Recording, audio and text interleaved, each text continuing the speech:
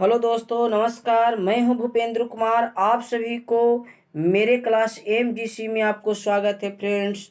तो चलिए मैं आप सबों के बीच में सभी को, आप लोग जल्दी से लाइव हो जाइए। मैं आप लोग के बीच में कल की ही तरह आज भी सब्जेक्टिव क्वेश्चन दो दो नंबर वाला आज लेकर आए हूँ फ्रेंड्स।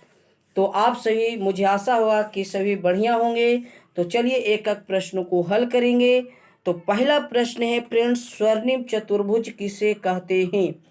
कहता है स्वर्णिम चतुर्भुज। पहले देखिए स्वर्णिम चतुर्भुज है क्या। बहुत से बच्चे को पता नहीं होता है कि स्वर्णिम चतुर्भुज होता क्या है।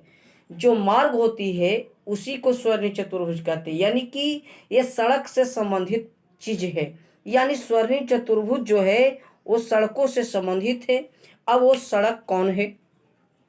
कहता वैसा मार्ग जो चार महानगर को जोड़ती है, वैसा मार्ग जो चार महानगर को जोड़ती है वह स्वर्णिम चतुर्भुज कहलाता है। वैसा मार्ग जो चार महानगर को जोड़ती है उसी को स्वर्णिम चतुर्भुज कहा जाता है। जैसे इसके अंतर्गत दिल्ली आ जाता है, कोलकाता आ जाता है, चेन्नई आ जाता है, मुंबई, यानी इन चारों शहर स्वर्णिम चतुर्भुज के नाम से जाना जाता है।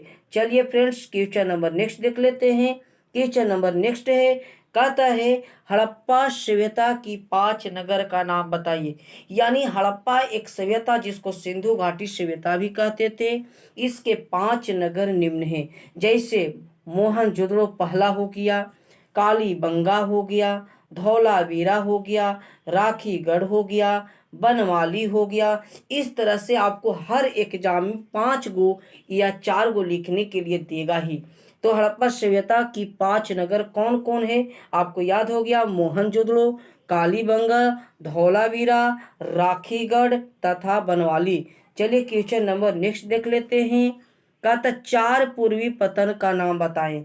यानी भारत के 4 वैसे पतन के नाम बताना है जो भारत के पूर्वी दिशा में है, यानी बंगाल की खाड़ी में है। तो भारत में इतना हम याद करा देंगे बच्चों कि भारत में कुल बड़े बंदरगाह 12 हैं। पतन को ही बंदरगाह कहते हैं। जहां से जहाज आकर रुकती है उसी को बंदरगाह कहते हैं। देखिए यहाँ पे भारत की बंगाल की खाड़ी, इधर अरब सागर है। तो इधर जो कौन कौन सा पतन है, जैसे यहाँ पे पश्चिम बंगाल है, यानी कोलकाता बंदरगाह हो जाएगा, जिसमें हल्दिया पतन भी यहीं आता है। 2 बंदरगाह यानी हल्दिया और कोलकाता। तो देखिए यहाँ पे आपका हल्दिया है पश्चिम बंगाल में। पारादीप देखिए इसके बाद उड़ीसा आ जाता है, यानी पारादीप उड़ीसा में हो जाती है, कोलकाता यहीं पे आ जाएगा। उसके बाद विशाखापट्टनम देख लीजिए, यहाँ पे सबसे गहरा बंदरगाह है। उसके बाद चेन्नई पतन तमिलनाडु में है। तो फ्रेंड्स मुझे आशा होगा कि इस प्रश्न को आसानी से समझ गए होंगे। भारत के 4 पूर्वी पतन कौन कौन है। अगला आ जाते हैं, चौड़ाई के आधार पर रेल पटरियां को कितने भाग में बांटा गया है। फ्रेंड्स चौड़ाई के आधार पर रेल पटरी को मुख्यतः 3 भागों में बांटा गया है। पहला होती है बड़ी लाइन की पटरी, जिसकी बीच की दूरी जो होती है 1.676 मीटर होती है। दूसरा होती है मीटर लाइन की पटरियां जो सिर्फ 1 मीटर की होती है। तीसरा होती है छोटी लाइन की पटरी जिसकी लंबाई होती है 0.610 मीटर होती है। तो फ्रेंड्स ये भी प्रश्न आशा होगा कि ये समझ में आ गया होगा, और यह प्रश्न 2 नंबर का एकदम पक्का पूछेगा एग्जाम में। तो इसी तरह से आप याद करते जाना है आपको। अगला कहता है 4 रेलवे मुख्यालय का नाम बताइए। भारत में कुल रेलवे जोनों की संख्या फ्रेंड्स 18 है। भारत में कुल अभी तक रेलवे जोन अब 18 हो गए। पहले 17 थे, है ना। शुरू में 16 हुए, 17 फिर अब 18 हो गए। तो चलिए 4 रेलवे मुख्यालय का नाम बताते हैं। पहला उत्तर रेलवे का मुख्यालय दिल्ली, दक्षिण का चेन्नई, पूर्व रेलवे का मुख्यालय कोलकाता और पश्चिम रेलवे का मुख्यालय मुंबई है। क्वेश्चन नंबर नेक्स्ट आ जाते हैं। पाटलिपुत्र की स्थापना किसने किया और किस नदी के संगम पर है?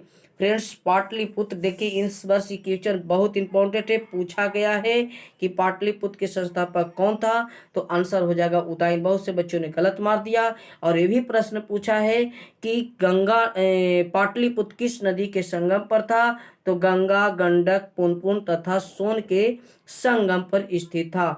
तो आपको आशा होगा कि इस प्रश्न को आसानी से याद कर लिए होंगे, इस वर्ष ये प्रश्न पूछा गया था। चलिए क्वेश्चन नंबर नेक्स्ट देख लेते हैं। फ्रेंड्स अगर वीडियो अच्छा लगेगा तो थोड़ा सा लाइक एंड कमेंट जरूर करिएगा, क्योंकि आपको कमेंट करिएगा तभी पता चलेगा कि आपको वीडियो कैसा लगा हो। और कमेंट अवश्य करिएगा और अपने दोस्तों को जिनके पास पढ़ाई की सुविधा ना पहुंच पाती हो ऑफलाइन और ऑनलाइन, उन्हें शेयर जरूर करेंगे। अगर मेरी बात अच्छा लगा हो तो शेयर अवश्य करेंगे। चलिए मेगास्थनीज कौन था, मेगास्थनीज कौन था फ्रेंड्स, बहुत अच्छा क्वेश्चन है। मेगास्थनीज यूनान का रहने वाला एक प्रसिद्ध इतिहासकार था जो सेल्यूकस निकेटर का राजदूत था। यानी यूनान का रहने वाला था और वहां के राजा सेल्यूकस निकेटर का ही राजदूत था, जो भारत आया चंद्रगुप्त मौर्य के दरबार में, और यहाँ 5 वर्षों तक रहकर उसने एक मौर्य साम्राज्य के इतिहासों की पुस्तक लिखा जिसका नाम था इंडिका, यानी मगध साम्राज्य की इतिहासों का लेखा जोखा उसमें वर्णन किया। ये मेगास्थनीज का टिप्पणी है। तो मेगास्थनीज पर अगर पूछेगा तो इसी तरह के आपको लिख देना है कि मेगास्थनीज यूनान का रहने वाला एक प्रसिद्ध इतिहासकार था जो सेल्यूकस निकेटर का राजदूत था, जो चंद्रगुप्त मौर्य के दरबार में आया और 5 वर्षों तक रहकर उसने मगध साम्राज्य की जानकारी हासिल कर उसने इंडिका नामक पुस्तक को वर्णन किया। चलिए फ्रेंड्स अगला आते हैं क्वेश्चन नंबर नेक्स्ट आ जाते हैं। कहता है कनिष्क कौन था। देखिए बहुत इंपॉर्टेंट क्वेश्चन है, इस वर्ष ये भी प्रश्न शायद आया हुआ है। कहता है कनिष्क कुषाण वंश का सबसे शक्तिशाली और प्रतापी राजा था। इसने 78 ईस्वी में गद्दी पर बैठा और गद्दी पर बैठते ही इसने शक संवत की शुरुआत की थी। और इसकी राजधानी प्रथम जो था वो पुरुषपुर पेशावर और दूसरी राजधानी मथुरा उत्तर प्रदेश को बनाया। राजा कनिष्क की मृत्यु 102 ईस्वी को हो जाती है। और फ्रेंड्स इसी के समय चौथी बौद्ध संगीति होता है जो कुंडन वन जम्मू कश्मीर में होता है, ये भी याद रखना है। चौथी बौद्ध संगीति इन साल पूछा भी है। चलिए आते क्वेश्चन नंबर नेक्स्ट आ जाते हैं। मुख्य श्रमिक से आप क्या समझते हैं। फ्रेंड्स बहुत अच्छा क्वेश्चन है। मुख्य श्रमिक किसको कहते हैं, पहले श्रमिक किसको कहते हैं, तो श्रमिक उसे कहते हैं जो रोजगार में लगे होते हैं, जैसे बूढ़े, बच्चे, विद्यार्थी इत्यादि को छोड़कर जो भी व्यक्ति होते हैं उन्हें श्रमिक कहते हैं। लेकिन यहाँ प्रश्न दूसरा है, पूछा क्या है, मुख्य श्रमिक जो कम से कम वर्ष भर में 183 दिन कार्य करता है उसी को मुख्य श्रमिक कहा जाता है। इसको आसानी से याद हो गया होगा कि जो कम से कम वर्ष भर में 183 दिन कार्य करता है उसे मुख्य श्रमिक के नाम से जाना जाता है। चलिए याद हो गया होगा। आते हैं क्वेश्चन नंबर नेक्स्ट। कहता है 5 महाजनपद का नाम बताइए तथा उनकी राजधानी साथ में लिखना है। तो महाजनपद और उनकी राजधानियां, जैसे अंग महाजनपद, अंग महाजनपद की राजधानी चंपा। इसी तरह से याद भी रखना है, अंग एक लड़की का नाम था, अंग का चंपा, याद रखना है। उसके बाद अवंती, अवंती उज्जैन, अवंती की राजधानी कहाँ था, उज्जैन था। उसके बाद है सूरसेन, सूरसेन यानी सूर लोग थुथुर होता है, यानी सूरसेन की राजधानी मथुरा, इस तरह से याद रखना है। उसके बाद कम्बोज, कम्बोज की मतलब होता है हटक, यानी काम बोझा डालो ना भाई, हट नहीं लेंगे, एक इस तरह से आपको पूछा गया, यानी कम्बोज की राजधानी हटक, हम याद करा रहे हैं, ठीक है। अगला आता है 5 का, बज्जी की राजधानी कहाँ, वैशाली, यानी ये 5 महाजनपद, इस तरह से कुल 16 महाजनपद है। इसका उदय 6ठी शताब्दी में हुआ था, याद रखना है। चलिए आते हैं question number next. Question number next friends, शायद आपको 10 प्रश्न 16 हो चुका है। आप यहाँ पे लास्ट प्रश्न था और मैं 10 प्रश्न ही लेकर आता हूँ। तो चलिए फ्रेंड्स, आप सबों के बीच में मैंने 10 प्रश्नों को सोल्व कर दिया। इसी तरह से और आगे भी वीडियो बनाएंगे। अगर वीडियो अच्छा लगेगा तो वीडियो को लाइक एंड शेयर जरूर कर देंगे। तो इसमें हम अब आपको सब्जेक्टिव 10 को हो चुका है, मैं 5 को आप लोग के बीच में ऑब्जेक्टिव यहाँ पे सोल्व करा रहा हूँ। तो ध्यान से देखिएगा। अगर वीडियो अच्छा लगेगा तो वीडियो को लाइक एंड शेयर जरूर करेंगे। चलिए, तो देखिए यहाँ पे पहला प्रश्न जो है फ्रेंड्स, हड़प्पा की खोज कब हुआ। फ्रेंड्स कल भी मैंने बताया था, आप कमेंट में इसका आंसर जरूर करेंगे कि हड़प्पा की खोज कब हुआ। देखिए यहाँ पे कल हम बताए थे, अगले वाले क्वेश्चन में जो बच्चे पढ़े होंगे वो आंसर आसानी से देंगे। तो जल्दी से इसका आंसर बता दीजिए, इसका आंसर क्या होगा। हड़प्पा की खोज कब हुआ, तो हड़प्पा की खोज किसने किया, जल्दी से कमेंट में करिए, हम टाइम दे रहे हैं। हड़प्पा की खोज किसने किया और कब हुआ। तो फ्रेंड्स इसका आंसर हम बता दे रहे हैं, हड़प्पा की खोज 1921 ईस्वी में दयाराम साहनी ने किया था, दयाराम साहनी ने किया था। चलिए क्वेश्चन नंबर नेक्स्ट आ जाते हैं। क्वेश्चन नंबर नेक्स्ट फ्रेंड्स देखिए क्या है, बहुत इंपॉर्टेंट क्वेश्चन है। कहता है कार्बन 14 विधि से आप क्या समझते हैं। कार्बन 14 विधि है क्या। कार्बन 14 विधि जैसे पेड़ पौधे तथा पत्थरों की जो आयु ज्ञात किया जाता है, यानी रेडियो कार्बन C14 जिसमें जीवाश्म की आयु ज्ञात करने के लिए जो प्रयोग किया जाता है, उसी को रेडियो कार्बन C14 कहा जाता है। इसके अनुसार हड़प्पा सभ्यता की तिथि बताया गया था 2500 से 1700 ईसा पूर्व माना जाता है, जिसे रेडियो कार्बन C14 के नाम से जाना जाता है। तो फ्रेंड्स अगला आते हैं क्वेश्चन नंबर नेक्स्ट। आप लोग बताइए कि हड़प्पा सभ्यता किस युग की सभ्यता थी। हड़प्पा सभ्यता किस युग की सभ्यता थी, जल्दी से इसका आंसर बता दीजिए।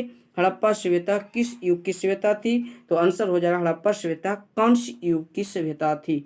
चलिए क्वेश्चन नंबर नेक्स्ट आ जाते हैं। कहता है 1922 में सिंधु घाटी की खोज, यानी सिंधु घाटी सभ्यता की खोज किसने किया। बहुत इंपॉर्टेंट क्वेश्चन है और इस वर्ष भी एक क्वेश्चन पूछा गया है कि 1922 में सिंधु घाटी की खोज किसने किया था। राखल दास बनर्जी ने किया, जो आपका पास में आंसर सी है, आपके पास में आंसर। तो चलिए नेक्स्ट क्वेश्चन देखते हैं। हड़प्पा सभ्यता को सिंधु घाटी की सभ्यता क्यों कहा जाता है। फ्रेंड्स बहुत अच्छा क्वेश्चन है और ये लास्ट क्वेश्चन हम कर देंगे। हड़प्पा सभ्यता को सिंधु घाटी सभ्यता क्यों कहा जाता है। फ्रेंड्स इसको इसलिए कहा गया, कहता है हड़प्पा सभ्यता को सिंधु घाटी सभ्यता इसलिए कहा गया क्योंकि 1921 ईस्वी के बाद जितनी भी स्थलों की खोज हुई थी वो सारे सिंधु घाटी की सभ्यता में ही खोज हुई, इसीलिए इसे सिंधु घाटी की सभ्यता या हड़प्पा सभ्यता के नाम से जाना जाता है। फ्रेंड्स वीडियो अगर अच्छा लगा हो तो वीडियो को लाइक एंड शेयर एंड सभी दोस्तों तक जरूर शेयर कर देंगे। यह जो प्रश्न है 12th के बच्चों के लिए बहुत इंपॉर्टेंट है, और घर पे रहिए और सुरक्षित रहिए और पढ़िए, अच्छे मज़ेदार क्वेश्चन है और अच्छे से पढ़िए आप लोग। तो थैंक यू, धन्यवाद। वीडियो को शेयर एंड लाइक जरूर कर देंगे। Thank you.